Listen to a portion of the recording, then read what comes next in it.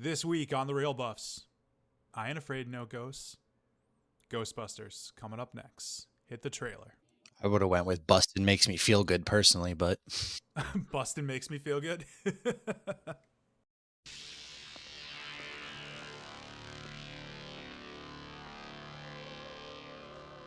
Ghosts. Hello, Ghostbusters. They're real. You do? You have? They're here.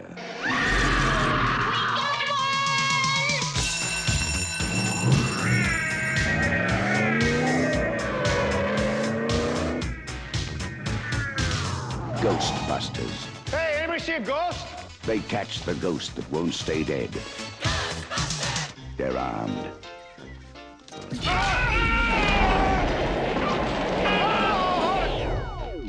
They're dangerous. Try to imagine all life as you know it stopping instantaneously and every molecule in your body exploding at the speed of light. All right, that's bad.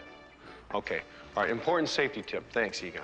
They're professionals. Oh, I'm the chairman of the largest paranormal removal company in America. You see it? They're all that stands between you and the end of the world. The city is headed for a disaster of biblical proportion. Real wrath of God type stuff. Exactly. Fire and brimstone coming down from the sky. Human sacrifice, dogs and cats living together, mass hysteria. Your girlfriend lives in the corner penthouse of Spook Central. You want this body? Is this a trick question?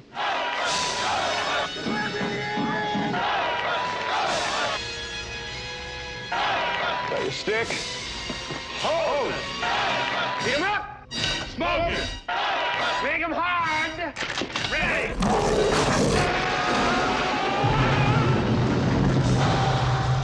Ghostbusters. Starring Bill Murray, Dan Akroyd, Sigourney Weaver, Harold Ramis, Rick Moranis. Coming to save the world. Ghostbusters. We came, we saw, we kicked it.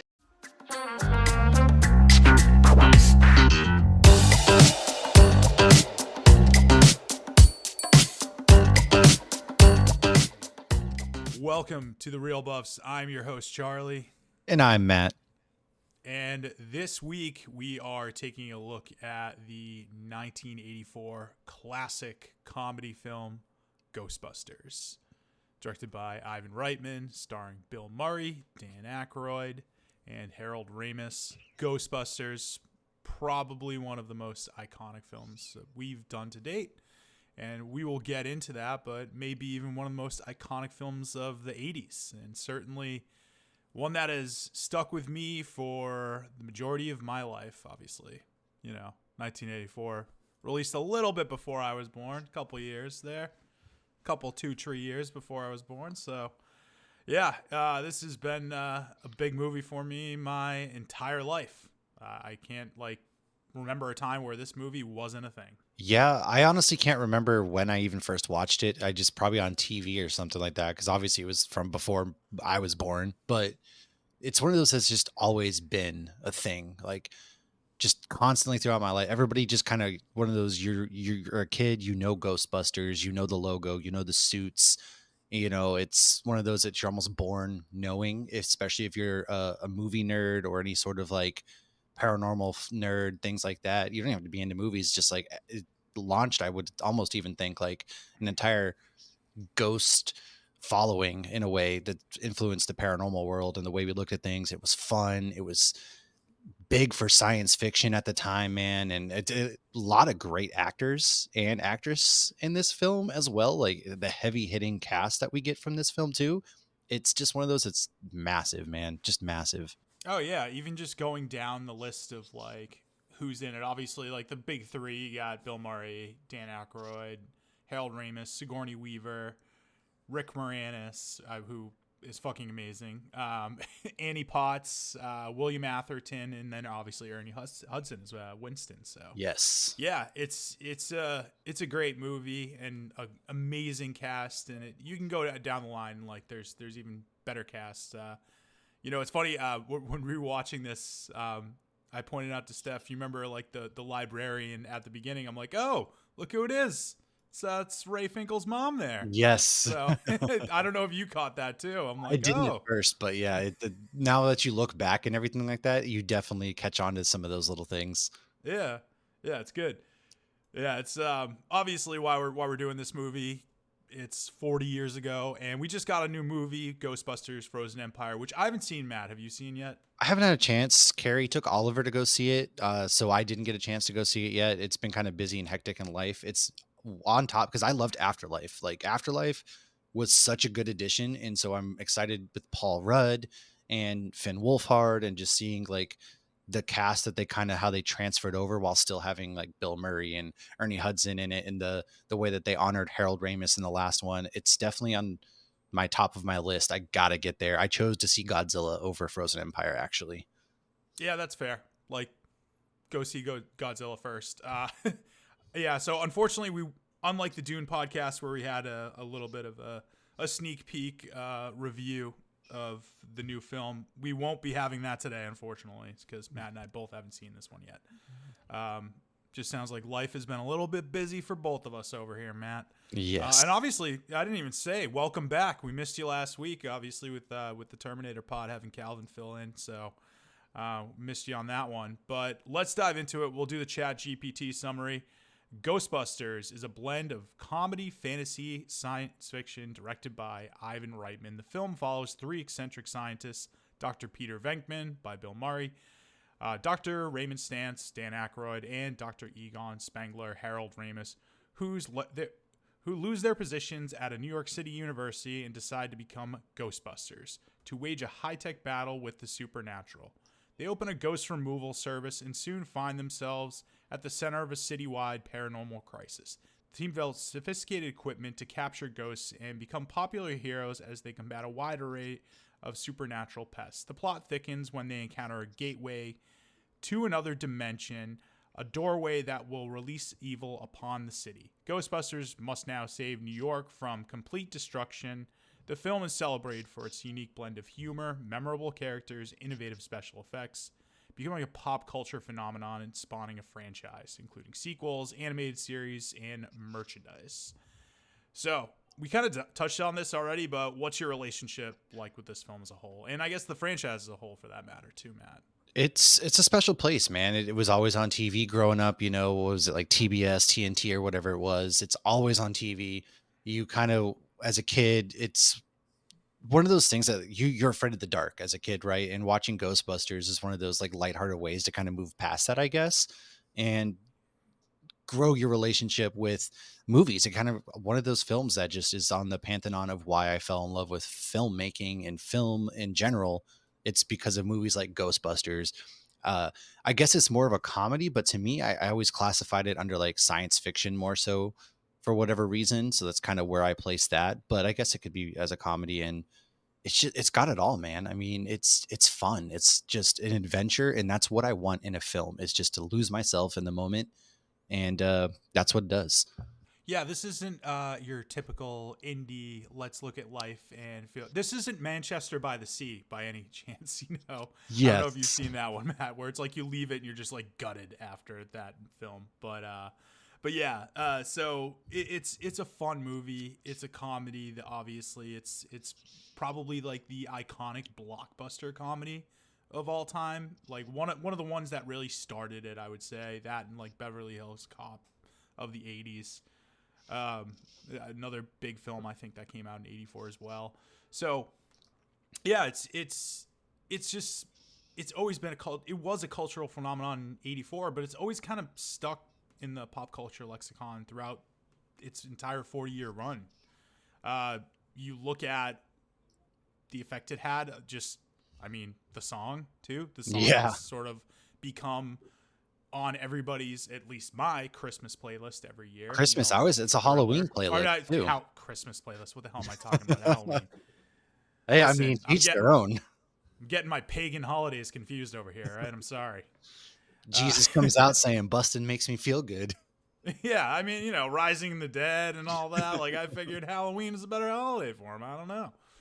Yeah, but no, it's always on like my Halloween playlist. It's a iconic song that's always kind of stuck with me.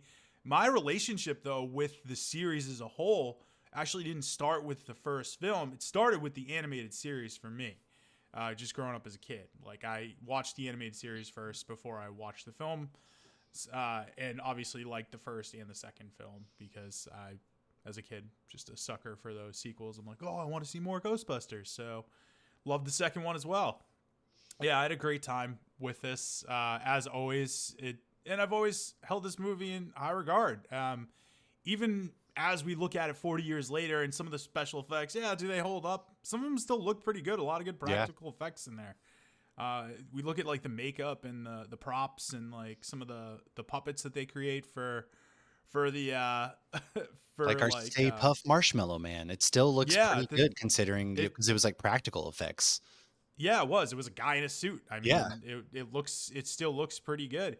And then obviously, both the Keymaster and the Gatekeeper, the like puppet figures of the dogs, basically, or whatever. You know, I almost want to call them dogs, but they're obviously not dogs. Yeah, they're like the hellhounds, basically. Hellhounds, yeah, that's the best way to call them. Yeah, that's I like the way those special effects look. So yeah, my relationship with this is that I grew up watching the animated series as a kid and fell in love with the films, and just have always loved them ever since. So going into our opening questions, is this the greatest blockbuster comedy of all time? I've had some time to think on it, and I still don't know because it's really hard because in a comedy, to me, I guess this always felt like more of a science fiction film because you have the ghosts and you have the science aspect of, the entire Ghostbusters, how they trap the ghosts and the demons and things. So I don't know if I would put it in the greatest blockbuster comedy just because in my brain, it's hard for me to classify it over things such as like, Step Brothers or those comedies that are just purely made for that. So I don't think I'd put it as the greatest blockbuster comedy of all time, but I would probably put it as one of the greatest blockbusters of all time, if that makes any sort of sense. Yeah, I get that. I mean, we'll look at the numbers on that soon, and there's some surprising, and spoiler alert on this one, but from 1984, this is the biggest movie of the year. It's number one. It grosses the most out of any film. So yeah, this is a huge movie. I would say it's up there though. And I obviously compiled a list here of like movies that we consider to be blockbuster hangovers. So they have a bigger budget, big stars, and some of them obviously like before they became big stars, but they were just pop culture phenomenons when they were released. So here's some of the ones that I have. Like you think of The Hangover, Wedding Crashers, Superbad, Bridesmaids. Yeah, I would agree with you. They're more on the comedy level, those movies, than they are on like the blend of genres like this one is, where it's like horror, science fiction, and comedy. Like it's a little bit of mix of both. I think the other good comp for this is actually the biggest movie of the following year in Back to the Future. Oh yeah, 100%. As like one, yeah, this blend of like comedy, adventure, and science fiction as well. So I think that's kind of what makes these kind of movies work so well, right? Is they don't box themselves into one specific genre. They have the comedy, they have the sci-fi, they have the horror. They kind of blend and meld the genres, and to me, that's the making of a truly great iconic film. Because sometimes when you get yourself caught like it's a pure science fiction film, you're going to follow kind of those tropes and you're going to box yourself in. If it's comedy, you're going to follow those comedic beats that you have to hit in a comedy movie. And then once again, you're kind of boxing yourself in. Whereas this, or other films like Back to the Future, they blur the lines, and that's what makes them truly stand out among all these other movies that we have seen since then. Yeah, they really do. My other question is too, just looking at this list of movies, is we really look past Bridesmaids and maybe Ted, because Ted was a blockbuster as well. Right. Ted was huge. We don't really get these blockbuster comedies anymore. You don't. Like comedies are kind of a dying genre, and it's sad because these can be these always used to be movies that would like unify us. We always, water cooler conversations, which is another thing that's pretty much dying. I think like maybe the internet's just taken over water cooler conversations, and obviously water cooler conversations mean that we're going into the office every day, and remote work has become a big thing since COVID. So another thing that's really just gone. So it's like you feel less of a cultural connection with everybody. This movie was so big when it came out. Like obviously everybody dressed, all kids dressed as Ghostbusters for Halloween. I mean, people. I still see them at Ghostbusters Comic for Cons and Halloween all the time. Yeah, Ghostbusters. That's still a big thing. I think the last time a movie truly came out in theaters and it kind of still brought everybody out in this new age of film was probably Avengers Endgame. Was the last time that like I saw a movie at midnight and people were dressed up, people were still going, because you don't get that. You still get buzz, but I think a lot of the issue too with the internet is things become a lot more toxic a lot more quickly. And there's none of that. You're right. Water cooler conversations. You would talk about these. Hey, Fred, what'd you do this weekend? Oh man, I saw this movie. And then you talk about it, and then that probably gets that person to go see it.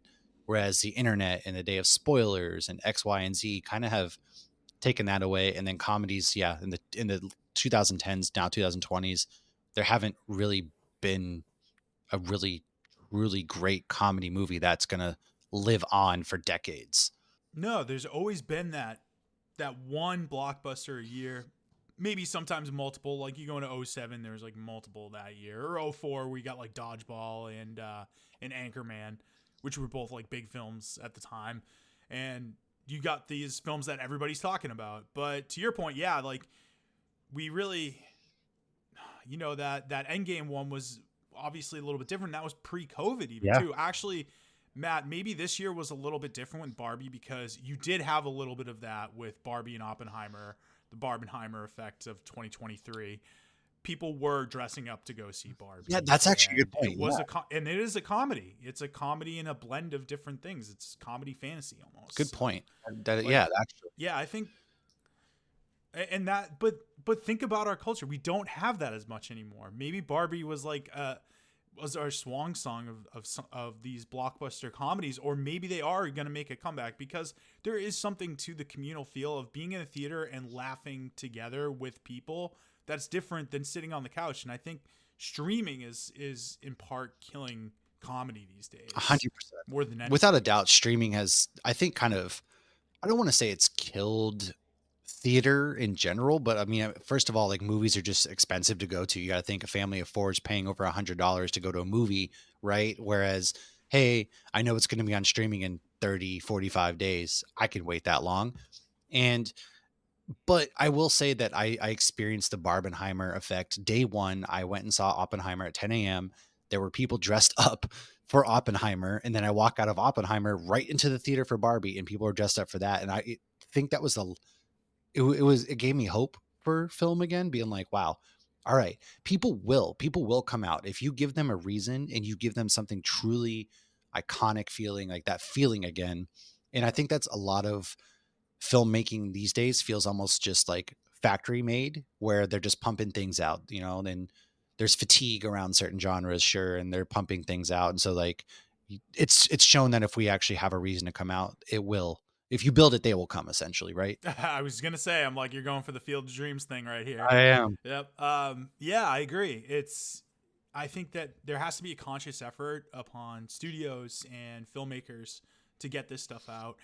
The issue is that with comedies, a lot of the times they're not bigger budget, and studios like those safer, bigger budget IP properties IP properties, intellectual properties. That was like saying ATM machine.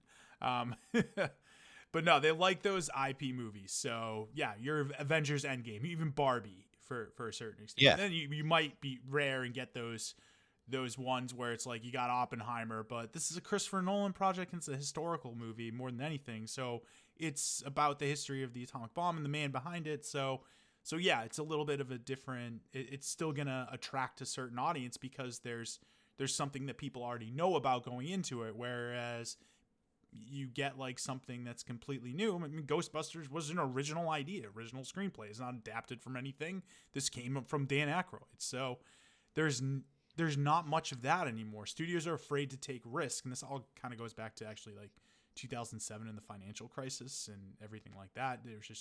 There's been a dwindling of these mid-budget movies since then.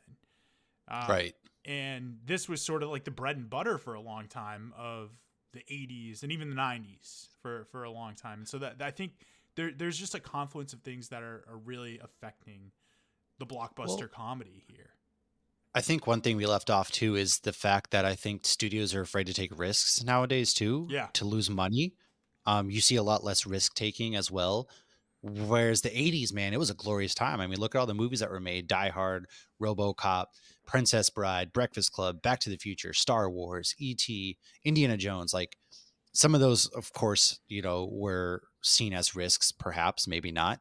And I think studios nowadays are all about profit making, right? And they don't want to take these risks because, what if we don't make the money back?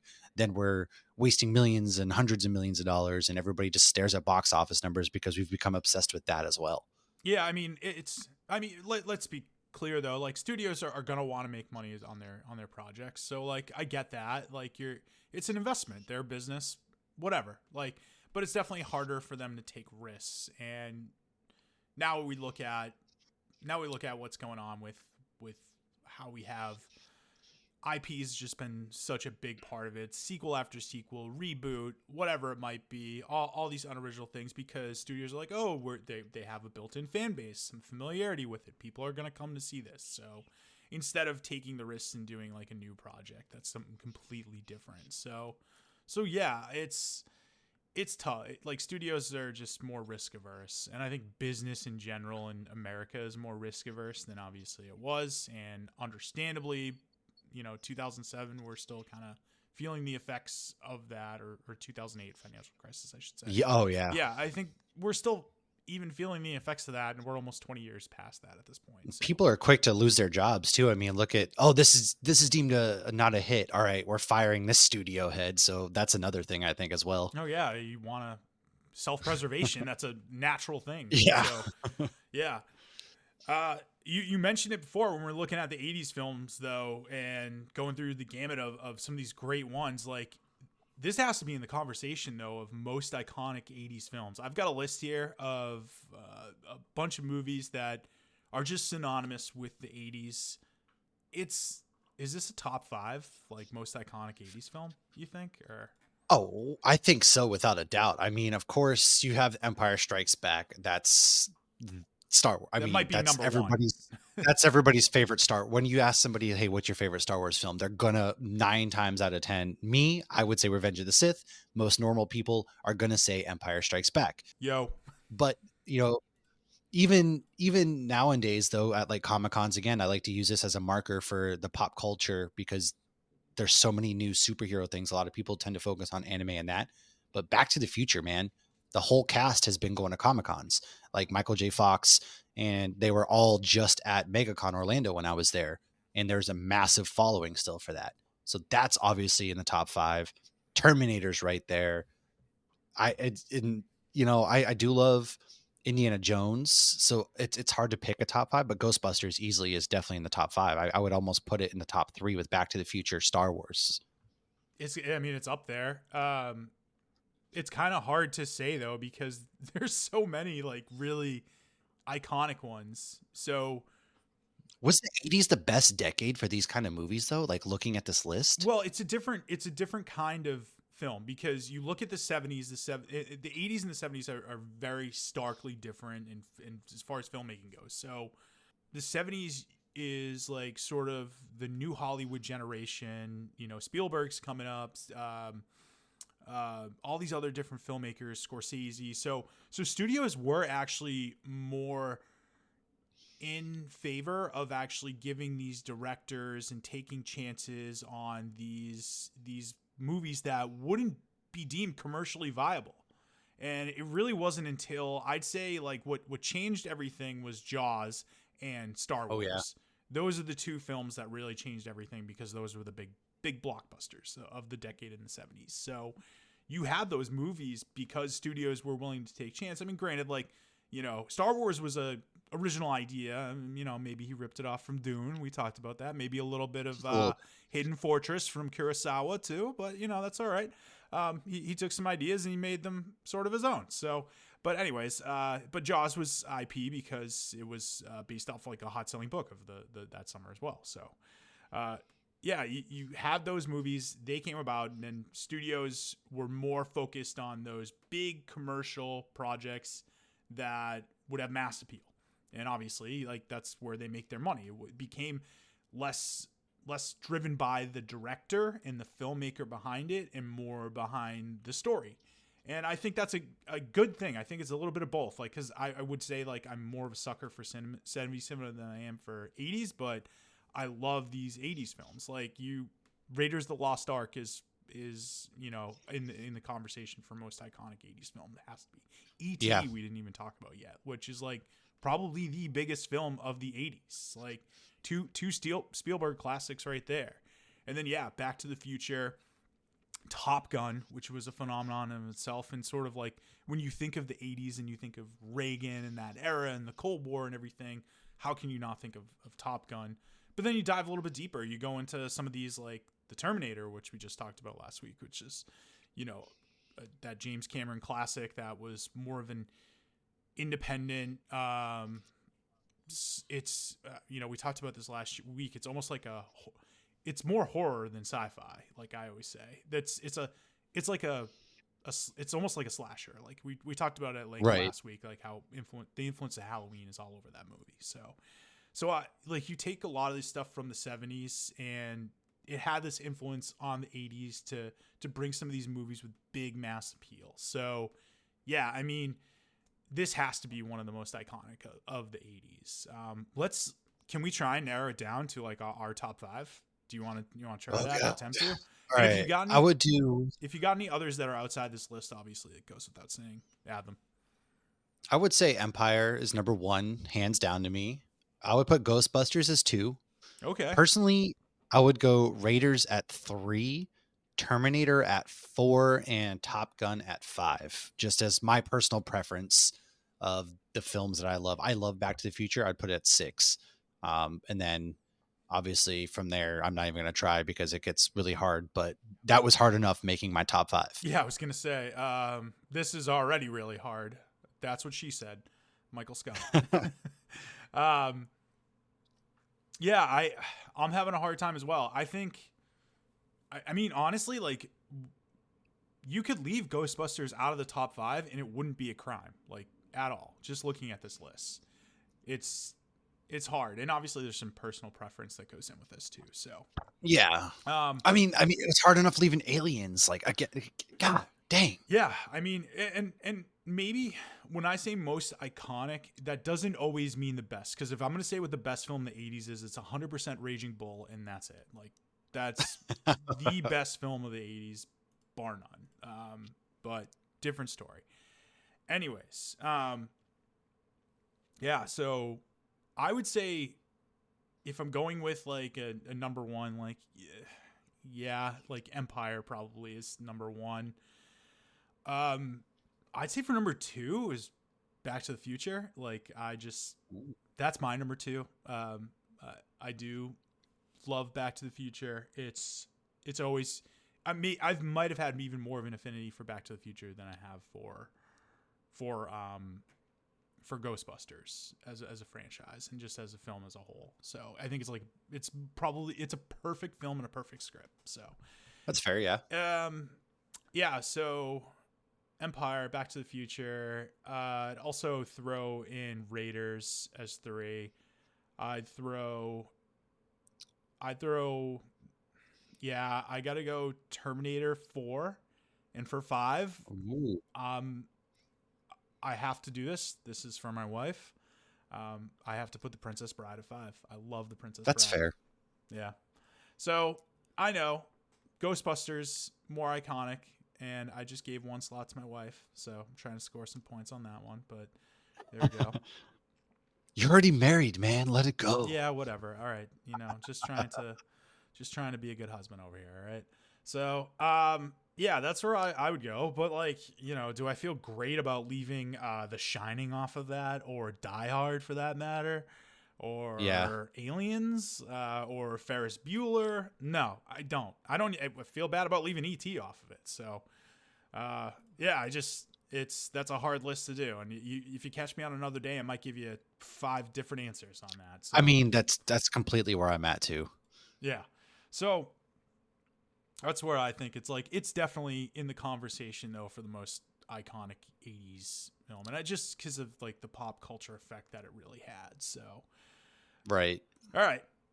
But also looking at this we're talking about like genres and what the movie really is. Like, this is one of those rare times where you look at like the special effects comedy, because that's something that doesn't exist that much. There's a few films that do it and a few films that pull it off really well.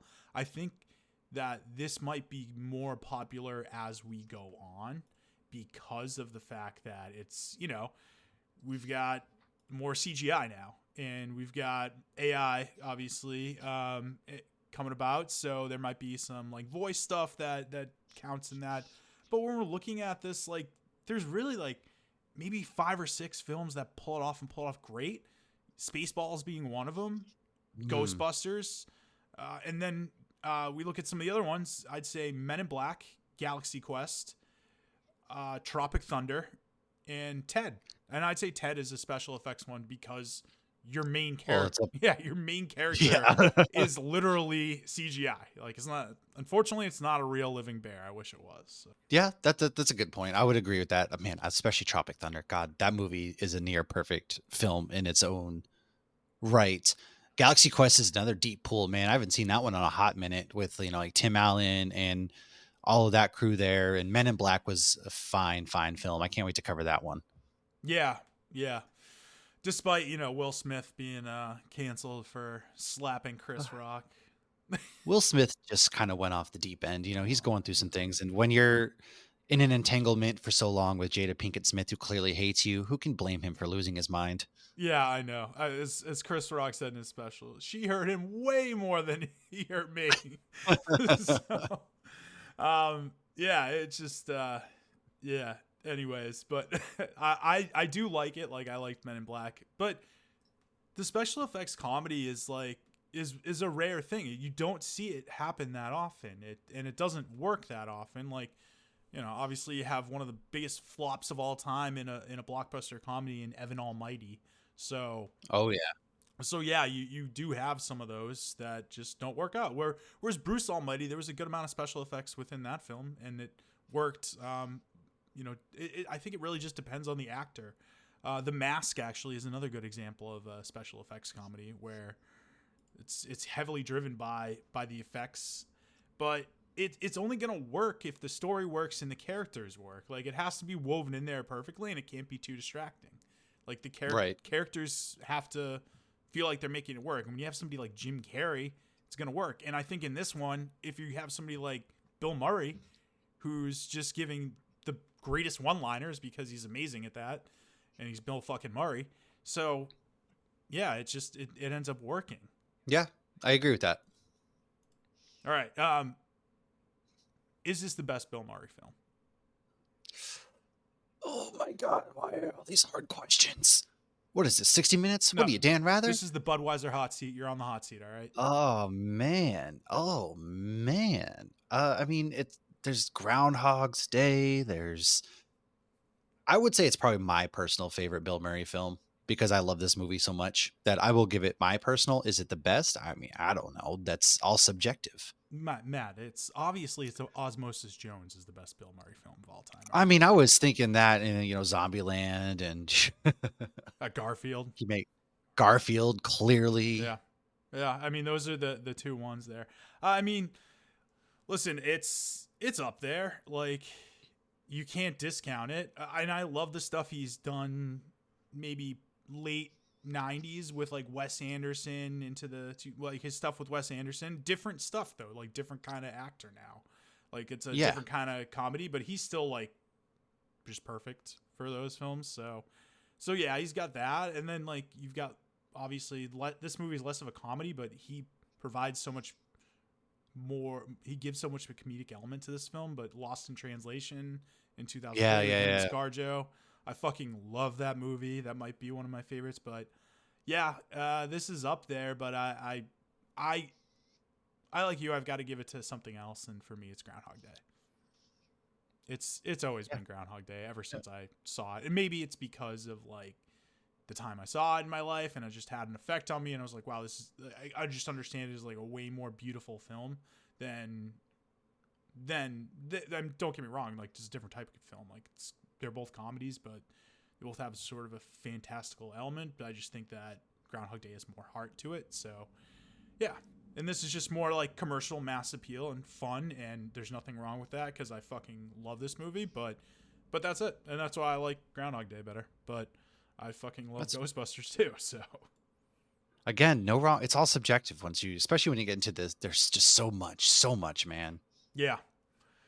All right, cool. Let's go into the production notes. So much of my research on this comes from an article in Vanity Fair in 2014, 10 years ago, celebrating the 30th anniversary. Obviously, now we're celebrating the 40th.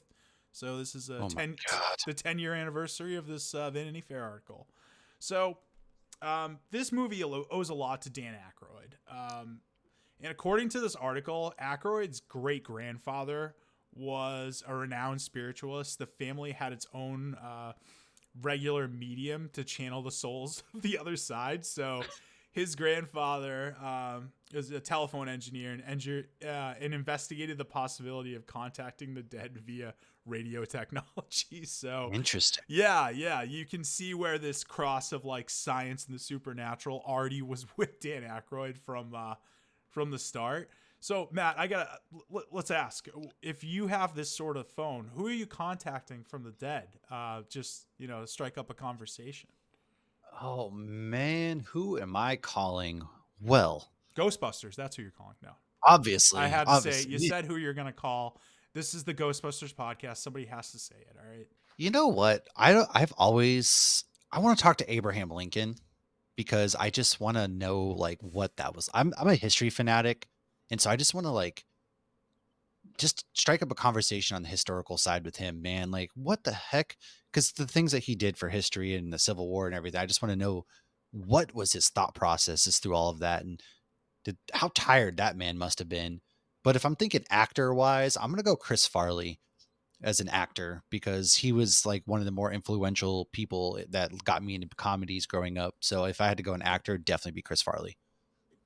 Would you just ask him to do his Matt Foley impression the whole time? 100%. Just tell me how I'm going to live in a van down by the river. Yeah, he's like, you just call Matt Chris. Be Foley. Like, Chris, can you do Matt Foley? I'm rolling doobies. Yeah, that's a good one. I mean, obviously, number one answer, I'm calling Epstein, finding out who's on the list. Duh. No. He really killed you. Yeah. What happened? Who's on the list now? I mean, not that I wouldn't do that, but I would. But yeah, if we're looking at like film, who'd I call? I don't know. That's a good answer. Chris Farley. I think John Candy's another good one. Just to like, just because like, yeah, he warms my heart. So it's it's John Candy. Love to give Paul Walker a call, see how he thinks the Fast and the Furious has gone on since without him. Just to find that out a little bit. Yeah. So I would say it's funny. You landed on Chris Farley. I landed on like the other big comedic actor in my life, and I mean that in both obviously because they're big guys and big influences. I would go John Candy just to give him a call and see what he thought. He was closely tied to this movie as well too, and we'll get into that in some of the production stuff. But yeah, all right, cool. That's who we're calling with our imagined radio technology that Akroyd's grandfather did not create. So Akroyd was a big ideas guy. The film basically invented like the special effects driven comedy blockbuster. It really did. So this was like kind of a big budget film. I think it was like a $25 million budget. It was basically carried by former television stars. I mean, granted, you had Bill Murray. Yeah. So Bill Murray was a star at this point. Like done Stripes, Meatballs. I think you also Caddyshack, obviously too. But yeah, this was written by Akroyd, and Akroyd actually wrote it for himself and another former SNL cast star who expired, and I'll let you, that kind of narrows it down, but I'll let you guess who that was. Belushi. Yeah, it was Belushi. He was originally wrote the script for him and Belushi. Obviously, you think of Blues Brothers, him and Belushi were close. So Yeah.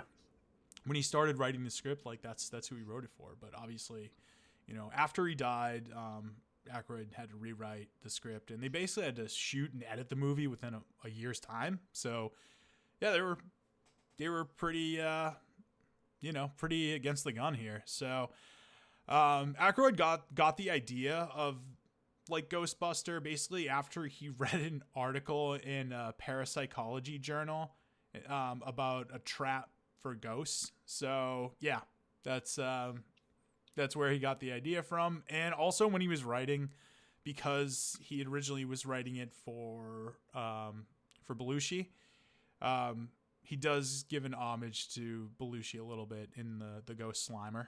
So Yeah. but Murray was like, I guess once he read it, like he was looking forward to starring in it. Ivan Reitman was the first choice to direct. He had some success already with producing and directing in films like obviously Animal House, Stripes, Meatballs. And yeah, the original draft of this was a little bit darker than the one that they shot. And that typically happens, but the one thing they obviously kept in there from the original script was the Stay Puft Marshmallow Man. That was part of that was part of it. And the logo. I don't know how the logo was part of the script. Maybe just Akroyd drew it on there or something like that, but I guess the logo was a part of the script originally. So but I guess the script needed to be more grounded, so it was darker, more fantastical at first. And when they brought in Reitman, he suggested that the Ghostbusters go into business in an American city. So basically becoming like these, de facto parapsychology exterminators. But he also suggested they bring on Harold Ramis, who was pretty much sold on the project right away. When they met him at his Burbank his Burbank office. And yeah, he read the script for about 20 minutes and got it and, agreed to co-write and star and be the third Ghostbuster. They went and pitched this at Columbia and basically told them, yeah, it's going to cost us about $25 million. Ivan Reitman really just came up with that figure, though, had no real concrete of like how they were going to get a $25 million budget, but he just estimated that it would cost about 3 times more than Stripes is how he came up with it. So Wild. Yeah, right. Like, all right, cool. Like, I don't know how you come up with it. That's the one thing. Like, I mean, there's a lot of things I know, I don't understand or know how filmmakers come up with this stuff. But like, that's one thing. I'm like, how do you come up with the budgets? Like, I don't know how to come up with that. I can barely come up with my own budget. So.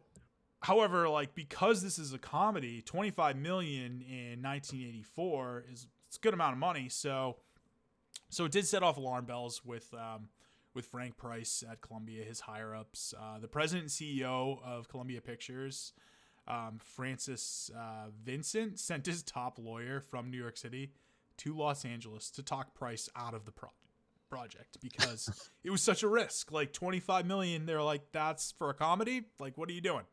Those cost like $8 million, and you make more than that. You pay for the cast basically. So, but this was a special effects driven project, so needed to be a little bit more than that. So, Dan Akroyd though, when writing this, he had some characters and some inspiration in mind. So, he remembers that the team he drew like from some of these archetypes in Hollywood for this, the characters of Peter Venkman, Raymond Stantz, and Egon, he says he looked at the Scarecrow, the Lion, and the Tin Man as far as like inspiration. Yeah, that's so random. Yeah. I mean, I get it though. Like, it does make sense. Yeah, they're all for comedy. Like, they all have their different purposes. I don't know which one I'd attribute to which one. I guess maybe like the Tin Man would be Egon. the Scarecrow would be Venkman and the Lion would be Ray. That's my guess. Yeah. I That's kind of what I was thinking as well. Yeah. Yeah. I think that's probably where he was going with that. So the characters and plot well underway when it started putting this all together. The team cut like swaths of material during like the initial writing and stuff like that. Akroyd's really a big like ideas guy, more than like the, getting stuff on the page. So one example of this is Akroyd's first script initially called for an illicitly operated spectral storage facility in a deserted Sunoco gas station somewhere in northern Jersey. Basically, he's like, yeah, it was like an undeniably, he was punishing the ghosts in like a worse purgatory of having them be in a gas station in northern New Jersey. I mean, that's pretty bad. That's a pretty awful place. Yeah, I know. Hopefully they're good with the earthquake, though. Those gas stations. That earthquake would have been something to have in the Ghostbusters. Oh, yeah. Film. Though I guess they did have kind of the earthquake, at the when Lets them all out. Yeah, exactly. So Oscar-winning effects man. Okay, actually, let me back up here. The new Ghostbusters script, like when they redone it, really called for nearly 200 special effects shots, and basically, a lot of the principals for special effects were busy on other projects, including Temple of Doom and Return of the Jedi. So they couldn't get a lot of those people. So Oscar-winning effects man Richard Edlund, he was famous he did some work on Star Wars, Raiders, Poltergeist. You can get the Poltergeist feel within this movie. He was looking to set up his own shop, and I think by chance he was just getting out of surgery at this time, so he didn't work on those other projects. And so, yeah, he was tasked with this project and agreed to it. So he became the main special effects guy in this. And when we look at giving out awards later, I think like that's one of the ones we got to consider as special effects. Who we haven't talked about yet is obviously Sigourney Weaver getting attached to this project. So she remembers like when she auditioned, she decided when she was auditioning for Ivan Reitman that she wanted to do her best rendition of like the terror dog that is like living within the character of Dana during the climax. So she's like, I remember I started growling and barking and gnawing on the cushions and jump around, and Ivan cut the tape and he goes, "Stop, don't ever do that again." Oh yeah. So yeah. I would pay to watch that. I would pay to watch that too. Like, give me that tape, please. Yep. Absolutely. That would have been great. That should have been like in the that would be like a special DVDs feature. Yeah. Reitman, they did have to recast the role of Louis Tully character, originally conceived for another comedian, not Rick Moranis. But Matt, you care to take a guess on who was attached to that Obviously. initially? Everybody knows it's Ryan Reynolds, clearly the only other Canadian comedic actor of our generation. Oh, no, wait, it's not him? Oh, weird. Whoa. First off, you're forgetting Jim Carrey is Canadian. I always forget he's Canadian for some reason. Mike Myers because Canadian. Yeah. Yeah. Is he too? Yeah. Huh. Oh, yeah. Weird. I guess I always forget they're Canadian because they kind of come off as standoffish, whereas Canadians are always just very nice people. Oh, don't you know, eh? Huh. I don't know. I don't know the answer to this one. I'll be honest. It's John Candy. Oh, he's Canadian too? Yeah. What the? Dude, I mean, Canadian that makes a bacon. lot of sense for the way he acts in, half his movies. Yeah. Okay, that's fair. I didn't read this, but I remember hearing this, and if I'm wrong, I'm wrong, but I'm going to say it. So I thought I heard once that John Candy actually recommended that Rick Moranis be in the role for this. It might be this movie, it might be another one. I forget. But yeah, because him and Rick Moranis were friends. So Rick Moranis also a Canadian actor as well. Yeah. So he was potentially in that, and then there's also a rumor of another comedian being tied to the fourth Ghostbuster, Winston. So It was Eddie Murphy. Yeah, exactly. It was, but That one I do know, yes. Yeah, Reitman has denied that though, so like it's a rumor, and also I can kind of see that. I mean, I'll ask you, do you think this movie's better with Eddie Murphy in it? I mean, I could say, how can it not be? But I also can say that, like, do we really need somebody else, like another comedian in this? Well, I think the way that Winston plays it is vastly different than what Eddie Murphy would have done. And I think Eddie Murphy's slapstick comedy would have almost been not the right fit for this, if that makes sense. Like, I feel like he would have been too over the top. Whereas when, I don't think Eddie Murphy would have been the right fit, just because I think his comedy style is a bit different than the rest of the crew. Yeah, it is. It's different. I mean, a lot of these guys came up together on like the Chicago comedy scene. So yeah, Eddie Murphy, obviously, he didn't need this. Like, this would be like something fun if it were to come out in maybe the 2000s, 2010s, where you have sort of these like people come into a movie a little bit later and they end up knocking it out of the park. I mean, think obviously like Bill Murray in Zombieland playing himself. So, and they don't really need it, but like it does elevate it a little bit. So I think it could have, but yeah, I mean, I don't know if it's necessary. Like, I just don't. Yeah, I don't think it is at all.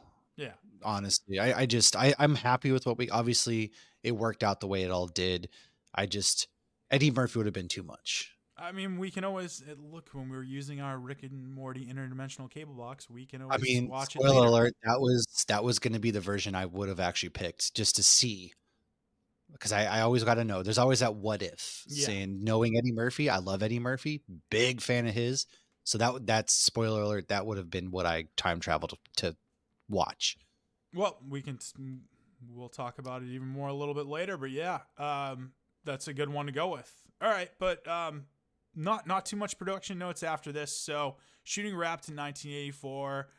They basically had 4 months to edit and complete the nearly 200 post-production opticals that they needed to do. So yeah, it was streamlined, but overtime. But they got through it. They got through it and they did it and came out in I think it was May or June of 1984. So box office. This is a big one. Biggest box office movie of the year in 1984, just under 230 million. It was 229 in the domestic box office. Number 1 for that year. Let's take a look, Matt. Care to guess what number 2 was? What the hell came out in 1984 besides Dune? Yeah, yeah, some solid. I know movies. Dune came out. Oh wait. 84 was Temple of Doom. 84? Yeah, man, nailed it.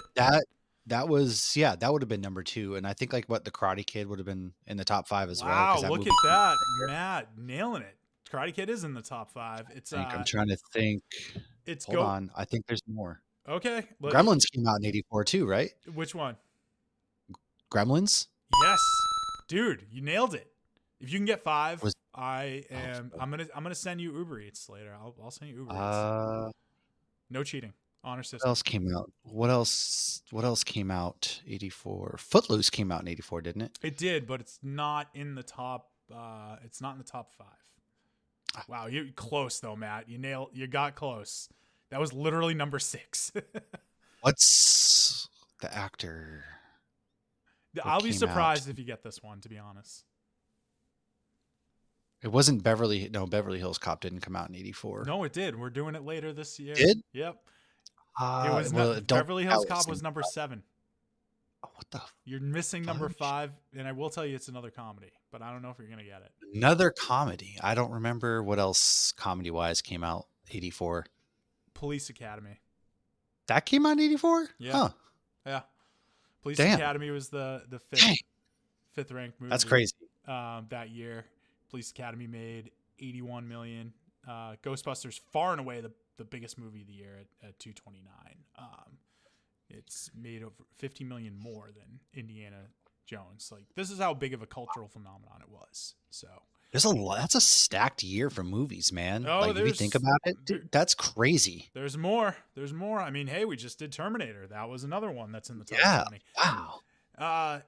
Matt, when I'm adjusting this for inflation now, if I'm looking at it $1 billion. No, if I'm looking at it What do you think it is? It's not a billion. It's Not a billion. So let's say $750 million. damn close. Closer at least. We are looking at 684. And Wow. if that was today's domestic box office, and I'm going off of 2023 because we're still early in 2024, it would have beat out Barbie as the #1 movie. Really? Okay. Yeah. Wow. Yeah. Huge. Barbie had 636, and second movie of the year was Super Mario, which had 574, and then there's a big drop off, and it goes to Spider-Man Across the Spider-Verse. But yeah, so that would have been the biggest movie of the year in 2023, just adjusted for inflation. So yeah, a lot of money this movie made, and against those 2023 films would have been top still. But this wasn't just a big box office success. It was a big critical success as well. Like, it's got a 71 on Metacritic, 95% on Rotten Tomatoes. Fucking A. That's a rare get, man. Yeah, that's Especially these days. That's well, we just did Terminator, and I think Terminator was like basically 99%. Yeah. But yeah, for positive reviews, I'm keeping this a little short and sweet now. Gene Siskel, he said, on balance, Ghostbusters is a hoot. It's Murray's picture in a triumph of mind over matter. He blows away the film's boring special effects with his one-liners. So I thought that was a funny, like, backhanded, like, compliment to the movie of a positive review. And when we look at the negative reviews, a lot of them really do have more to do with the special effects. And Janet Manslin of the New York Times said that there's more, didn't give it a positive review, but basically the takeaway was there's more attention to the special effects than the humor. And Right. I don't agree. I don't agree necessarily at all. No, I don't agree with that. No, that's why you have Bill Murray there. Like, he is just giving you these masterpiece one-liners. And I will tell you, I had a real hard time limiting our most quotable lines here. So we'll dive into some of those in a bit. But yeah, that was just like one thing I'm like, that's what you have Bill Murray there for, is to really balance that stuff out. I mean, granted, like, not to say that Harold Ramis and Dan Akroyd aren't hilarious too. They are. So yeah. Yeah. All right, let's get into the awards. Best scene. Before we get into the best scenes, I got 2 honorable mentions. I love the card scene at the beginning. Yeah. That always cracks me up. Hey! I'm getting a little tired of this. You volunteered, didn't you? We're paying you, aren't we? Yeah, but I didn't know you were going to be giving me electric shocks. What are you trying to prove here anyway? I'm studying the effect of negative reinforcement on ESP ability. The effect? I'll tell you what the effect is. It's pissing me off. Well, then maybe my theory is correct. You can keep the $5. I've had it. I will, mister. It's great because you got Bill Murray just like blatantly lying to the guy too and hitting on the girl, and I'm just like, it just establishes his character and has that Bill Murray charm where it's like he's doing something that I guess could be like unethical and maybe a little bit creepy, but like he's just so charming and so funny that you forgive him for it anyway. Exactly. And my other honorable mention is just the commercial. I fucking love the Ghostbusters commercial. Are you troubled by strange noises in the middle of the night? Do you experience feelings of dread in your basement or attic? Have you or any of your family ever seen a spook, specter, or ghost? If the answer is yes, then don't wait another minute. Pick up your phone and call the professionals. Go Ghostbusters. Our courteous and efficient staff is on call 24 hours a day to serve all your supernatural elimination needs. We're ready to believe you. I always love when films do like a commercial and the actors are acting bad on purpose in front of the camera, and it always just makes it funny to me. I don't know what it is. Comedy commercials, like when they do like bad acting in them, always work for me. It's one of my favorite things, but it's not really a scene, so I give it like sort of an honorable mention. I do like the commercial thing just because it's so cringy almost, and just exactly how you would picture somebody doing the commercial, like, call the Ghostbusters. We're ready to believe you.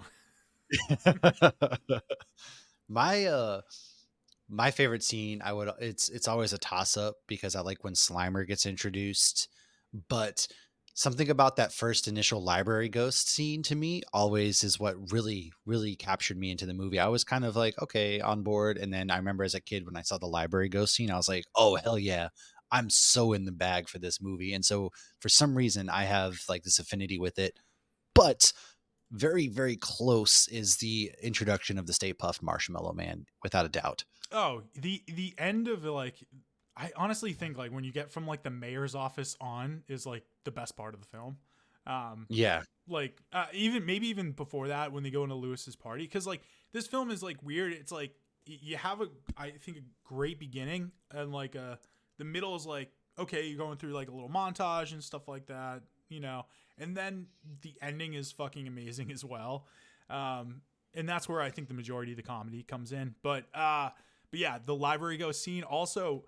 Does the library ghost scene work nowadays? Do we have those cards, the library cards, the Dewey Decimal There System? is no longer a physical Dewey Decimal System. It is all computer based. Yeah. So what the fuck's happening nowadays? That's another scene that I was watching and I'm like, oh, I remember those. But like Windows updates. Ooh. So basically it's just a virus. That's all it's gonna happen. Pretty much. Okay. Yes.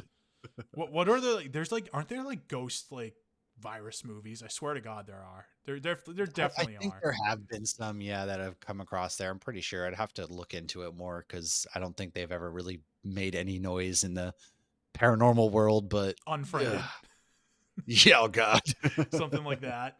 Yeah. Yeah, pretty much. Yeah, that's one of those things where I probably should have added to like what age the worst, just the Dewey Decimal System in the library, the physical cards. Hands down, the physical cards. I do like that scene a lot. I do love the Slimer one. I like the brief scene where Venkman goes to investigate Dana's apartment, and it's just like Bill Murray one-liner after one-liner. Please let me. If something's gonna happen here, I want it to happen to me first.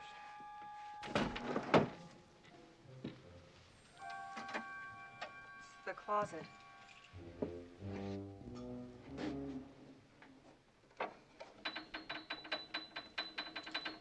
I hate this. I like to torture him. That's right, boys.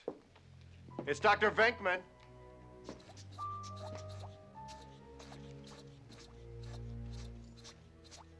A lot of space.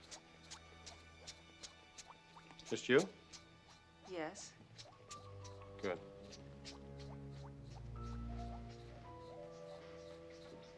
What is that thing you're doing? It's technical. It's one of our little toys. I see. That's the bedroom, but nothing ever happened in there. What a crime. It's perfect. Yeah. She's like, oh, that's the bedroom. Nothing happens there. He's like, oh, it's a crime. Like just this one random little comments that he does are perfect, and that's why you get Bill Murray. I like the montage too, though, like of where they're just going through everything. They're playing the song, obviously.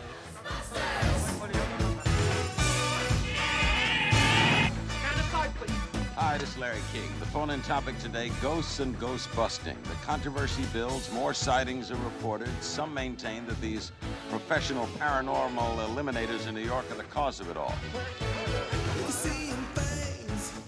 Yes. You're playing the music, so and like we got to talk about this. The whole scene where Ray gets blown by a ghost in his dream. So yeah. Well, there's like that, and then like the whole. I always found it funny when we think Bill Murray is like using him as like the romantic lead as well for some reason is funny to me. And there's that whole sequence where Sigourney's taken over by the ghost and trying to like seduce him and things like that, and you're just like, it's so painfully awkward because I don't see these two as any sort of like sexualization at all. you don't feel the chemistry between them. No, not at all. Bill Murray is like, I know we have tried multiple times to make him that steamy lead, but that's not him to me. And Sigourney Weaver, like, she looked good in this movie, sure, but she's still Ripley to me. She's still not that badass women can't be sexualized, but you know what I mean. It wasn't there for those two. Yeah, I hear you. Like you felt the chemistry was a little off between them. Yeah, They- but Ray getting blown by the ghost is easily the most hilarious. I know. Also, like another movie. This movie's PG. Now, granted, 1984 is the last They didn't- year before they had PG-13. That would have elevated to PG-13. Like that's like one of those. Oh, that's without a doubt. doubt. So, anyways, but yeah, I kind of get it what you're saying with the with them not having as much chemistry. But yeah, Sigourney Weaver, like, let me tell you, even when I was younger, I was like, damn, I love Sigourney Weaver. I don't know what it is about her. Like, she's obviously beautiful. She It's be looking good. Those curls too, and her hair. Yeah. Yeah, she's sexy in this too. I don't know why. I always, well, I know why, but like I always thought that even as a kid. Like I was like, damn. I was like, That was my awakening. Yeah, it could have been. There's probably been a few. We're gonna dive into this. So it's just gonna be like a Freudian exploration of Charlie's sexual awakening of this. Oh man, just wait until we get to some of the other films too. Oh yeah. All right. But yeah, I like that one. The montage. Lewis's party is great. Like when it gets to that. Any Excedrin or extra strength Tylenol? Gee, I think all I got is acetylsalicylic acid, generic. See, I can get 600 tablets of that for the same price as 300 of a name brand. That makes good financial sense. Good advice. Hey, this is real smoked salmon from Nova Scotia, Canada. $24.95 a pound. It only cost me $14.12 after tax, though. I'm giving this whole thing as a promotional expense. That's why I invited clients instead of friends. You having a good time, Mark? How you doing? Why don't you have some of the brie? It's at room temperature. You think it's too warm in here for the brie? Louis, I'm going home. Well, don't leave yet. And listen, maybe if we start dancing, other people will join in. Okay. Oh, don't move. I just gotta get the door. Ted, Annette! Hey, glad you could come. How you doing? Give me your coats. Everybody, this is Ted and Annette Fleming. How are you? Ted has a small carpet cleaning business in receivership. Annette's drawing a salary from a deferred bonus from 2 years ago. They got $15,000 left on the house at 8%. So they're okay. So Keymaster and the gatekeeper Yeah. taking them over.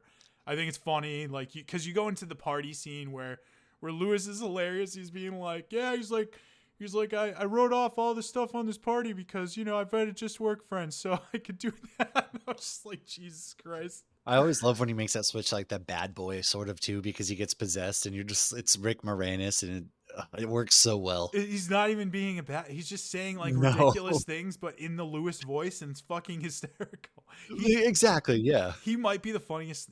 I still have him as probably the funniest. Like him and Bill Murray it's the toss up for them as far as like who's the Agreed. best on this. But he is so good in this. Like I laugh harder sometimes with Moranis in this movie. All right, so I have that, like Lewis's party into that, and obviously it goes into the tavern on the green where he gets taken over. But then they get arrested and they go to the mayor's office. That's probably the funniest scene. What do you mean, biblical? What he means is Old Testament, Mr. Mayor. Real wrath of God type stuff. Exactly. Fire and brimstone coming down from the skies. Rivers and seas boiling. 40 years of darkness, earthquakes, volcanoes. The dead rising from the grave. human sacrifice, dogs and cats living together, mass hysteria. Enough, I get the point. You've got the most quotable lines coming out of probably that whole scene. Yeah, probably.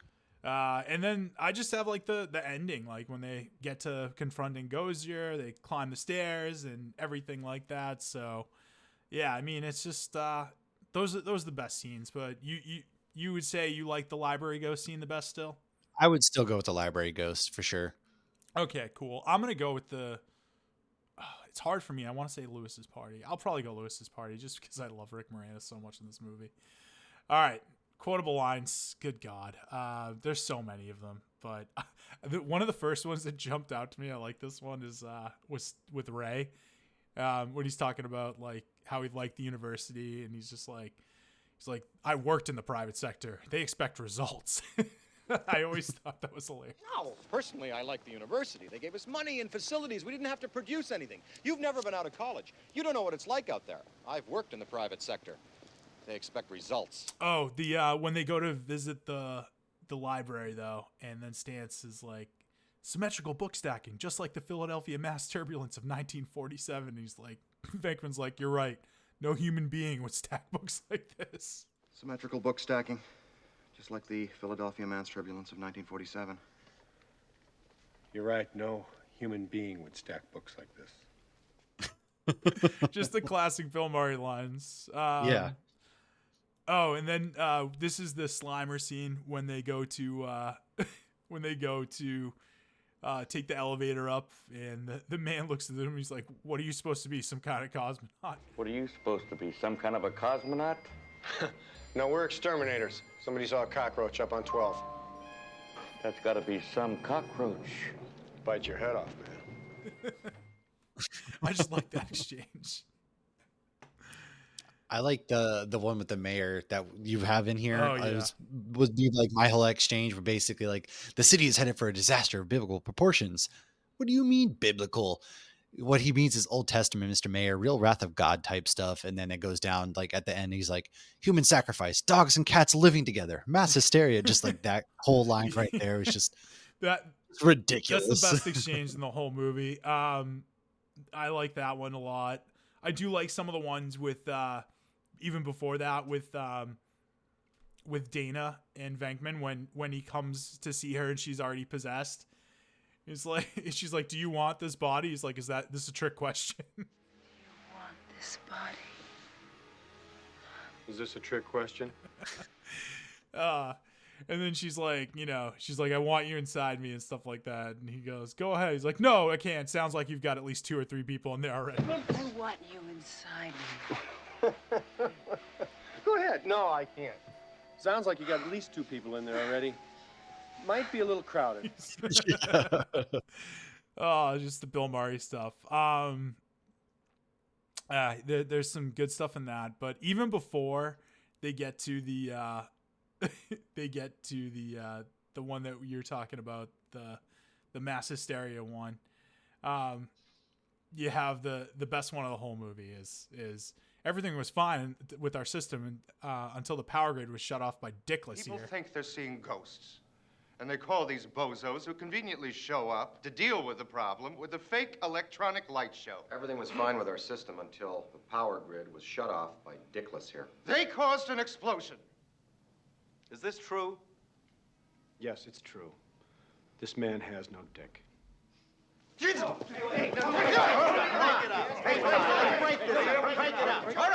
All right. Well, that's what I heard. This City Hall. Best line of the whole movie. Best exchange. Especially because Venkman's such like the straight nerdy guy too. Yeah, another guy who's like great, like that guy. I think is William Atherton, who always plays like that dick in a movie. He's perfect in Die Hard. He might be even better in this. Like, yeah, I think he's gonna be up for some awards as far as pound for pound goes. But yeah, then the other iconic lines of the film. I like this one that Venkman says though. He's like, "If I'm wrong, nothing happens. We go to jail peacefully, quietly. We'll enjoy it." What if you're wrong? If I'm wrong, nothing happens. We go to jail peacefully, quietly. We'll enjoy it. But if I'm right, and we can stop this thing, Lenny, you will have saved the lives of millions of registered voters. It's the tongue in cheek. Yes, I love all like the tongue in cheek, just like on the nose, very just right there. Because you 100% because that's what he's thinking of course. No, the vote. How else are you gonna convince a politician to do something? Exactly. Think of the voters, man. I also the other most famous line probably in the movie. Ray, when someone asks if you see you're a god, you say yes. Ray, when someone asks you if you're a god, you say yes. And then I like this is the last one I got from Venkman. We've been going about this all wrong. This Mr. Stay Puft's okay. He's a sailor. He's in New York. We get this guy laid. We won't have any trouble. We've been going about this all wrong. This Mr. Stay Puft is okay. He's a sailor. He's in New York. We get this guy laid. We won't have any trouble. Oh, man. All right. What do you got for best line? Is it the... I'm going with the whole exchange in the mayor's office. Yeah. I mean, the whole mayor's office is like the best scene with like the best lines. But yeah, from Dickless to like the whole mass hysteria thing is just amazing. So, all right, what age is the best? I mean, ooh, the practical effects, easily. Yeah, the practical hands stuff down, is I think that great. It's hard to beat. I mean, there's a few things I can think of that age great. What about the song? Yeah, that's fair. It's a staple, and again for all Halloween and everything like that. That's in all the rotations. Well, apparently it's in my Christmas playlist too. Like I said, so. And obviously for Christmas, yes. Yeah, I think the song. I think the logo is great too. Just like a lot of the props obviously have aged beautifully between the logo and the car, like aged amazing. I think like New York as a, I know this is a cliche or kind of annoying when people say this, but like New York is like a character within the film, like the setting is a character. Could this movie, and I'll ask this, could this movie have worked in any other city? Because I'll tell you one thing, it wouldn't have worked in LA, that's for sure. But no, I mean, I guess they're not really. No, because there's not as this has more iconic buildings. I guess you think about like maybe the Eiffel Tower, but like France's or Paris's identity, like what does that really boil down to? And I guess you can get too on the nose if you go with, London with T, I guess, in a way, but I don't think it really works with any other city, in my opinion. Yeah, I should have specified U.S. city too, because like that's. Oh, U.S. city? Yeah, no, not at all. Maybe without a doubt. What about Chicago though? Does you think Chicago is I don't. A giant hot dog? I don't know. Chicago just like always felt the Sears Tower is really kind of it. Yeah, I mean Chicago, obviously, big American city, but just not as visually iconic as New York, and New York has a feel to it that's different. So. Yeah, I don't think it does. Yeah. I don't think it does. I would agree. I just don't think it would work anywhere else. All right. Other things that age the best. The commercial. Like I've said it before. I fucking love the commercial. So. Oh yeah. All right. What do you got? You going with the practical effects, man. Got to give some love to the effects and the things that they did in this movie with that. Yeah, they did great. And obviously, like I've got for what age the worst, the blue screen effects. Don't really like those. I think that those effects age the worst. The practical puppeteering stuff, the makeup, that aged the best. That always ages the best, though, it seems to. Agreed. Yeah. And I agree with you there with the blue screen effects. It's a product of its time, man. It's obviously not going to age well besides the Dewey Decimal System. Yeah, that's the other thing. Dewey Decimal System, too. Actually, that might be my vote. The physical Dewey Decimal System is what aged the worst. Let's go with the physical Dewey Decimal System. R.I.P. to the librarians out there. Well, no, listen, librarians they're still out there hustling, man. They're honestly like, to be like a librarian, you have to have a master's degree, and like you have to be really good at just researching stuff, and like I have a lot of respect for librarians. So yeah, man. Hey, in another life I would become a librarian. I love researching stuff and doing that. Same. Stuff. Anyways, all right, Rick and Morty Interdimensional Cable Box. You already alluded to it. You're going with the Eddie Murphy version of this? I'm doing the Eddie Murphy version. Yep. Yeah, that's a good one, man. I'd love to see Eddie get his I would like that one. Get his shot at playing Winston. So but I'm going to go pivot here, and I know this might chop off Murray in this film because then I don't think he's as necessary, but I would love to see the Belushi version. Just because I'd love to see John Belushi Ghostbusters and see what kind of script it would have been, what kind of movie it would have been. I mean, you think of Blues Brothers, that's another like iconic film that they did together. So I would have liked to see that one. Yeah, I mean, that would have been a really good version too, just to see what he kind of have done with it for sure. Yeah. Yeah, and just like what kind of script Akroyd would have had. Because, here's the other thing too. If you get Bill Murray, I don't know if you even get Harold Ramis on it as well. Ooh, yeah. I don't know that you do at all, to be honest with you. And obviously they were friends up until after Groundhog Day, and then they had a falling out, and they really didn't come together until, Harold Ramis was on his deathbed, basically. So, which is sad. But anyways, with that one, reason why I bring up Harold Ramis is because Ramis could really write Murray very well in the script. And I think that him being attached to it, I offered a lot of those iconic lines. Obviously, Bill Murray's Bill Murray, so he's probably making some stuff up as he goes too. So, yeah, I mean, I don't know. It would have been a completely different film, so that's why I'm like, yeah, let's see this one. Like, I'd love to see something totally different. So, Right. all right, standout performance. I got 2 of them. If you got any more, let me know. But there's really only 2 to me. It's Bill Murray and Rick Moranis. Easily. I was gonna say Rick Moranis for sure. Yeah, you're going Rick Moranis on this. Yeah.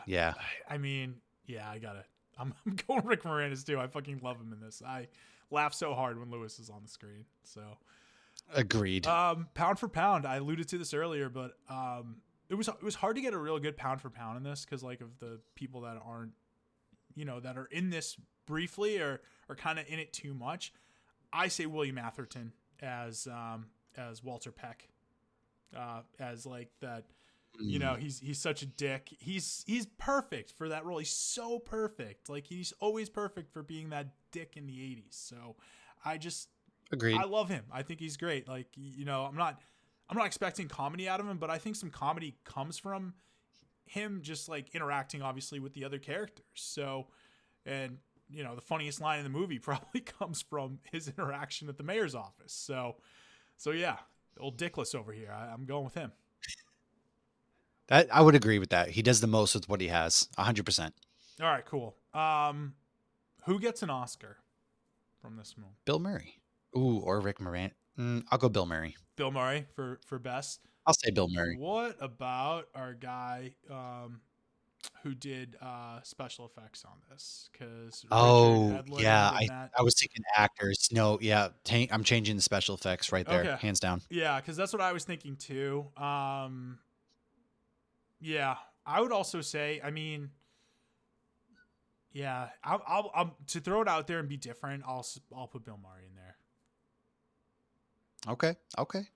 Yeah, I was thinking straight actors, but yeah, special effects, man. I gotta give them love. Yeah, gotta love the special effects people too. All right.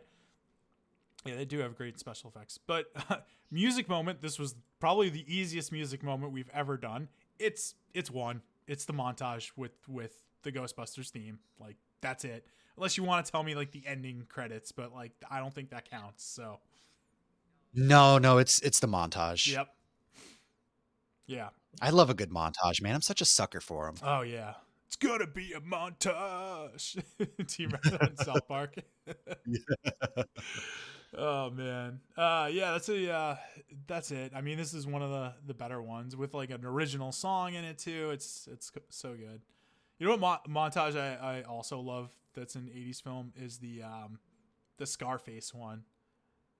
Oh yeah. Push it to the limit. I don't know what it is, but like it's not obviously. I don't know if it's supposed to be. I don't think it's supposed to be funny in the original film, but like, there's been so many parodies of it now that I always laugh to it now. Like, it's just funny. Yeah. All right, double features. What are we double featuring this movie with? Honestly, man, I'm gonna go a little sideways here. I would do Alien for Sigourney Weaver. Oh, you're doing the Sigourney Weaver special. I love it. I'm gonna go Sigourney Weaver special. Yeah, I'm gonna go little, or you can do Honey, I Shrunk the Kids for Rick Moranis. The Rick Moranis special. I'll go those two. I want to give those two some love. I like it. All right, there's the other ones that I could say. I think the obvious one is Ghostbusters 2. The other one I like. I'm veering a little bit differently. I went the special effects route on this too, and I went Poltergeist. And I think Poltergeist is a good comp because 2 ghost movies. I think these are good ones to like intro, like to have your kids watch in a way. Maybe not Poltergeist as much because that movie can scare the shit out of kids. Definitely scared the shit out of me when I was a kid. But they're good entries into like horror genre as well, like for Halloween. Yep. So. When your kids get to like 9, 10, like that, those are good movies to be like, hey, like, let's watch these. Like they're scary, but not too scary. And Ghostbusters probably even earlier than 9, 10, but like Poltergeist also holds up as well, I think, still today. Yeah, it does. 100%. I mean, it's Tobe Hooper, it's Steven Spielberg. So of course, and it's got some good special effects. So, I'm going with my vote goes for Poltergeist, but you're definitely going with Alien or. Yep. I'm sticking by my guns, man. Damn, man, that's good. It's a nice contrast though. You get like, you get horror Sigourney Weaver, and you get comedy Sigourney Weaver. So there you go. All right, who wins the day? I'm gonna give you another little something here. I'm gonna go the audience because of what we got out of this pop culture wise. I think the audience wins the day, truthfully, because we really did come out on top, man. We thrived. We got so much from this movie, and so that's the easy cop out answer. But I think if you're thinking from the actor standpoint, Bill Murray kind of wins the day as an actor. I think he went on to be the biggest after this movie, in my opinion. You can argue some other folks, but those are kind of my choices. Yeah, I mean, all right, I'm gonna go outside. I'm gonna say Akroyd. It's Akroyd's idea. He's the writer. Like, okay, I think he wins the day on this one. I got to go with Akroyd. Like, he's the big paranormal Respect believer too. So, let's go with Akroyd. I give that. I respect that. All right. Yeah, Bill Murray's the easy answer. I get it, and like he's the big star. And I like your Agreed. answer too. Like, us as a culture, like America. Like what it did, the impact it had on pop culture, man. I think it was massive, and it's still going on today. Yeah, I mean, we just got a new movie, and obviously, like, 40 years, like, of course they're gonna do a new movie and stuff like that. But yeah, I would tend to agree. So, all right, now to the moment of truth. Letterboxd score out of 5 stars. So, what are you giving it for this one, Matt? I'm going 4.5 out of 5. All right. There's nothing more to that. Just a solid 4.5. Yeah. I mean, I would agree. It's I can't argue with 4.5. I'm going to give it 4 out of 4.5 though. Just because I do, I only subtract 1 star, maybe just because of like the special effects aging not well and stuff. That was my knock as well. Right there. You're giving it a that was half just star. my knock. I'm giving it a whole, and that's really it. Honestly, like the effect it had on our culture, how it does still hold up to the comedy, and it still holds up today. It's still so iconic. Like, even watching it the other night, I was just like, damn, like I love this movie. I have so much of a high regard for it, and for Bill Murray, for Rick Moranis, and I even more of appreciation for it now. Like, especially as I've gotten older, like, I always thought Rick Moranis was funny, but I think he just gets funnier like the older I get. I don't know what it is. Agreed. His performance is amazing. So yeah, 4. All right, now I got to do some math here. We at it's 4.25, isn't it? 4.25. So we're rounding up, obviously. So we're going to 4.5 then. So yeah, I mean, I feel good. 4.5. I feel good. Bustin makes me feel good, baby. That it does. All right, cool. That does it for this episode of The Real Buffs. All right. Any final thoughts on Ghostbusters? No, we've covered it all, man. We really have. We have. I feel good about this. All right. Matt, where can people find you? Dudes, check me out on the social medias. Matthew Tyler. That's the easiest play with 2 R's because I'm fancy like that, right? That's where you can find my personal socials and come hang out. Matthew Tyler. Because I'm like, You can find us on X, Twitter, whatever the hell they call it these days. I think we're at @the_real_buffs. You can find us on Instagram at the Real Buffs. You can find us on our Facebook page, The Real Buffs. So find us everywhere, all the socials, all good with that. Also, the website is up as well. It doesn't look good because it's a work in progress for me. Hey, have patience, guys. I've never done this before, so just trying to learn some new stuff. We're figuring it out as it comes, man. Just learning some new stuff with all that. All right, cool. Stay tuned for our trailer for next week, and we will talk to you guys soon. So on behalf of the Real Buffs, I'm your host, Charlie. I am Matt. And you stay classy. Hot.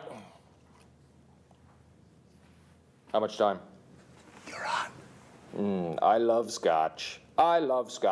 Scotchy, scotch, scotch. Here it goes down into my belly. That is good. You're on the air. How are you? You look awfully nice tonight. Maybe don't wear a bra next time. How much time till we're on? We're on, Ron. What? We're on the air right now. I'm ready. Good evening, I'm Ron Burgundy. Here's what's going on in your world tonight. It was the 1970s. Looking good, San Diego. In a simpler time. Hey, Garth, how's the divorce? Oh, not so good. I'll probably never see my kids. Fantastic. It took a simpler man. Follow leads, confirm sources. Real journalism, my friend. Great. Right on. Now, what's a lead? To deliver the news. I have some very urgent and important breaking news. Cannonball! Will Ferrell is Ron Burgundy. Who's that handsome devil? A Californian so popular. You stay classy, San Diego. Yeah! He could have been governor. Hey, I like that fanny. Oh, Mr. Burgundy. Anchorman, the legend of Ron Burgundy. Burgundy did it! Hi-ho! Oh! Ron Burgundy is down, and it is bad!